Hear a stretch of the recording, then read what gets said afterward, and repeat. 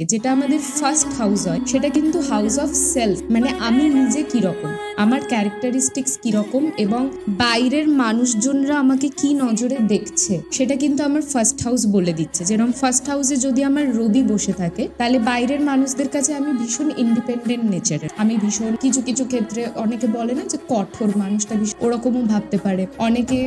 আবার যদি ফার্স্ট হাউসের রবি বসে থাকে তুমি ভীষণ মানে কি বলবো, তোমার মধ্যে লিডারশিপ কোয়ালিটি খুব ভালো থাকবে ছোটোর থেকেই, ব্রেন ভীষণ শার্প হবে তোমার। সেই রকমই সেকেন্ড হাউস যেটা আমাদের হয়ে থাকে, সেকেন্ড হাউস হচ্ছে আমাদের ভ্যালু, মানে আমি কোন জিনিসটাকে বেশি ভ্যালু দিই, আমি ম্যাটেরিয়ালিস্টিক না আমি বেশি আবেগ, বেশি ইমোশনাল, সেটা বোঝায়। থার্ড হাউস কিন্তু আমাদের কমিউনিকেশন, মানে আমার কমিউনিকেশন পাওয়া ভালো হচ্ছে সবার সঙ্গে আমার কথাবার্তার মধ্যে কোনো কমিউনিকেশন গ্যাপ চলে আসছে কিনা, বা কমিউনিকেশন রিলেটেড কোনো যদি ওয়ার্ক ফিল্ডে আমি যাই সেখান থেকে কি প্রফিট আসতে পারে না আসতে পারে। Fourth house basically home, family, পরিবার, সবার সঙ্গে কি সম্পর্ক থাকবে, বাস্তুতে আমার কি প্রবলেম আসতে পারে আমার বাড়ির দিক থেকে। ফিফথ হাউস আমাদের কাজ বাজের ক্ষেত্রে আমরা কি ফেম পাবো, কি সাকসেস পাবো সেটাকে বুঝিয়ে দিচ্ছে।